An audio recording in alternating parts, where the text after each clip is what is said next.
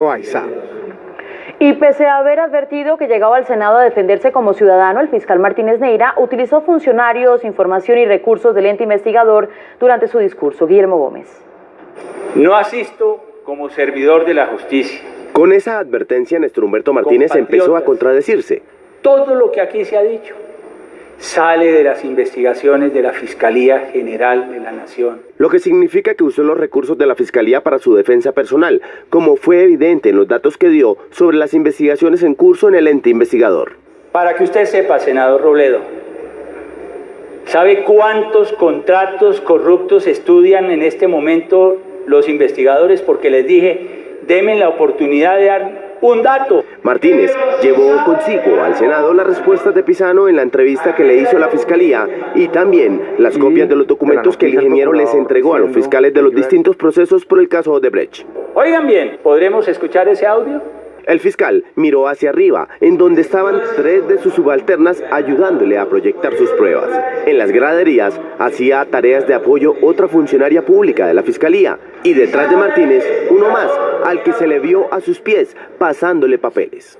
Aquí está, colombianos, la declaración jurada de Jorge Enrique Pisano sobre los contratos irregulares. Lo que llamó la atención de los observadores externos es por qué el ciudadano Martínez usó en su defensa pruebas procesales sin legalizar.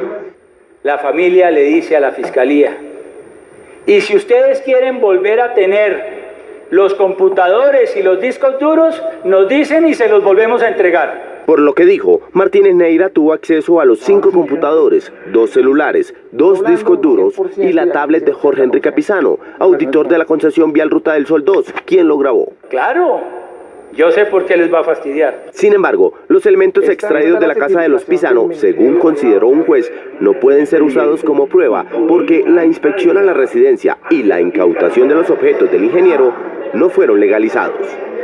Pero el fiscal, que dijo haber ido al Capitolio como ciudadano a defenderse, exhibió información altamente confidencial sobre los contradictores de su posición sobre Odebrecht, pero no pudo explicar dónde lo obtuvo. Que yo no soy ateo. No solo las ayudas celestiales fueron las aliadas del fiscal Néstor Humberto Martínez durante el debate de control político del pasado martes. Le ruego el favor de orden. La información de primera mano, reservada y confidencial, hizo parte de su defensa a lo largo de los 108 minutos que duró su intervención. Me dice que lo que se le ha invertido a esto vale millones de dólares. Sorpresivamente, cuando llevaba poco más de una hora frente a la plenaria, sin explicar de dónde obtuvo la información, Martínez empezó a revelar datos privados del día a día del fallecido testigo Jorge Enrique Pisano y del expresidente de la ANI, Luis Fernando Andrade. El primer puente es llevarnos una denuncia hacia los Estados Unidos. Inició hablando de los contratos que tanto Andrade como Pisano hicieron ante la justicia norteamericana. Empezaron por contratar al señor Connie McFord. Posteriormente contrataron a la señora Lisa Ruth, 15 años funcionaria de la CIA. Contactos que, según personas allegadas a Andrade y a Pisano, ambos mantenían en absoluto secreto.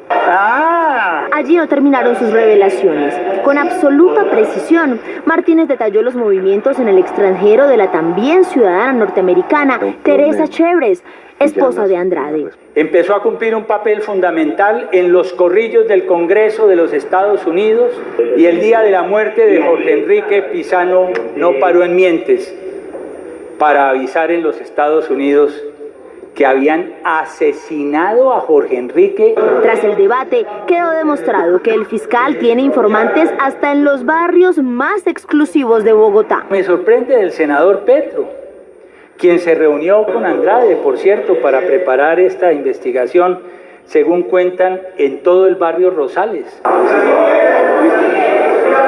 No, vayan y pregunten. ¿Has visto de casualidad por acá a Gustavo Petro? No. ¿Y has visto por aquí a Gustavo Petro? No. ¿Sabes quién es Luis Fernando Andrade? Claro. ¿Y lo has visto por acá? No. ¿Has visto a Gustavo Petro por acá? No, gracias a Dios. ¿Has visto a Gustavo Petro por acá recientemente? No. Al final del debate a nadie le queda duda de la calidad de los informantes del fiscal Néstor Humberto Martínez. Me siento muy inseguro porque hemos sufrido un proceso de intimidación constante. El fiscal Martínez dijo en el Senado que había recibido 2 ayudas sobrenaturales para ayudarle a desmentir que la Fiscalía investigaba a Pisano, pero no sus denuncias. Pero al contrastar las fechas de los avances en la investigación con la fecha de la declaración de Pisano en la Fiscalía, quedó claro que los últimos informes sobre estas se produjeron hace más de un año y en el mismo mes de la declaración, al punto que el fiscal terminó admitiendo que su gente estaba demorada. Aquí está el informe. Dios existe, senador, porque yo no soy ateo. Y anoche me hizo llegar unos audios. Néstor Humberto Martínez aseguró que emprendía su defensa ante el Senado en su condición de ciudadano, pero a lo largo de su intervención dio cuenta de que contaba con su fe y con otras ayudas sobrenaturales. Pues Jorge Enrique viene esta noche al hemiciclo del Senado a tomar partido. El argumento que pretendía controvertir con estas 2 ayudas del más allá era que mientras la Fiscalía armaba testimonios en su contra, los contratos que había denunciado su ex amigo no se estaban investigando. Tapen, eso no es cuentos de hadas. Eso es cuentos de malandrines. Los contratos que denunció Pisano en las conversaciones que le grabó a su ex amigo, entre otros, eran con las empresas profesionales de bolsa, transportes y equipos de La Sabana, Hidrocoin y Consultores Unidas, que aparecieron de inmediato en la pantalla. Jorge Enrique Pisano comparece ante la Fiscalía General de la Nación el día 4 de julio para rendir declaración jurada sobre los contratos falsos. La idea del fiscal era mostrar los avances de sus delegados, pero preciso en los contratos, la gráfica preparada mostraba que desde el día de la denuncia no se reportaban más informes de investigación. 100 contratos. Por eso es que, a pesar de que el propósito era avanzar en esta investigación rápido, los fiscales se han demorado más tiempo. Luego de reconocer y reprochar públicamente a sus subalternos, Martínez invocó otra ayuda divina.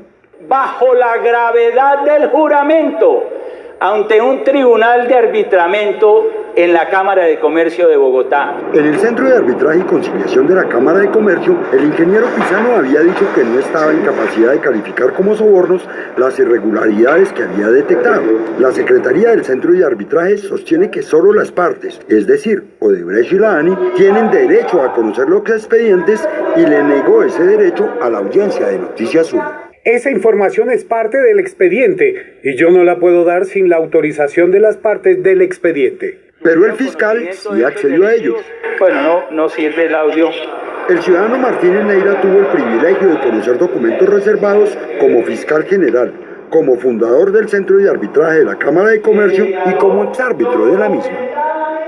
El fiscal Martínez dijo que Pisano tomó la decisión de acabar con su vida frustrado porque este noticiero, Noticias 1, no había publicado su entrevista según los chats que de su teléfono tenía con Iván Serrano.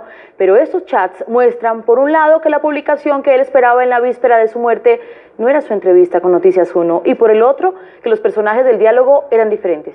En sus menciones a Noticias 1 el pasado martes, durante el debate en el Congreso que se examinó su conducta en el caso Odebrecht, el fiscal Néstor Humberto Martínez demostró que conocía una conversación protegida en su reserva por la Constitución entre nuestra fuente de información, el fallecido ingeniero Jorge Enrique Pisano, y un reportero de esta casa periodística. Llegó a un acuerdo con Noticias 1. Se ha sabido que el señor Iván Serrano, periodista de Noticias 1, se había comprometido a sacar la nota grabada con Jorge Enrique el lunes festivo 5 de noviembre, 3 días antes de morir. O sea, la nota se había hecho para sacar 3 días antes y no días después como testamento. Los mensajes que se cruzaron a las 8:30 de la mañana del 5 de noviembre pasado, de celular a celular, y a los que se refirió el fiscal, se conservan en su estado original y en su contexto exacto. Primero, el ingeniero nos envió 4 audios, el que no hablaba de las grabaciones que escandalizaron al país, como lo dio a entender Martínez Neira en el Senado, sino de la molestia de Pisano con la Procuraduría y la Fiscalía. Buenos días, Iván. ¿Qué tal? ¿Cómo va todo? Sí. En enero 25 a las 4:25 de la tarde, señor procurador. A continuación le respondimos por escrito. Perfecto, información clara, le cuento más tarde. Ah, bueno. Hola, ¿cómo va? Corriendo con una cosa de última hora, qué pena no haberle respondido antes. No me digas que no lo sacan. No alcanzamos, salió una vaina en los cerros orientales y he estado todo el día corriendo. Cuente con eso, pero el próximo fin de semana. No me digas. Hoy va a ver lo de los cerros, es muy grave. Ayúdame. Usted sabe totalmente, usted sabe que con todo. Pero hoy no. No alcanzamos, apenas estoy editando, no se pierda igual el noticiero. Sin embargo, y aunque parece claro que el fiscal revisó entre estos mensajes, le dio al Senado una interpretación que no correspondía a la realidad. Y no salió la nota el 5 de noviembre. Se le hizo el reclamo al periodista de nombre Iván Serrano. Y el señor Serrano le dijo a Jorge Enrique y él a su familia que la directora de ese noticiero había preferido sacar un informe sobre tala de bosques y construcciones en los cerros orientales de Bogotá. En el cruce de mensajes nunca se mencionó a la directora del noticiero, como puede verse en pantalla, ni tampoco se hace alusión a la entrevista y a las grabaciones embargadas desde agosto por solicitud de Pisano. El ingeniero fue fuente con total reserva de identidad hasta 4 días después de su muerte, cuando ya había cesado nuestro compromiso con él. Por eso, el lunes festivo, 12 de noviembre, publicamos aparte de la primera grabación. La sugerencia del fiscal Néstor Humberto Martínez optó por irse por la vía de Noticias 1 y no le sacaron la nota que le habían ofrecido. Falleció en medio de la desesperanza. Sobre una presunta culpa de este noticiero en la muerte del ingeniero Jorge Enrique Pisano es por lo menos una irresponsabilidad. Hay algo que no suena. Y los preocupantes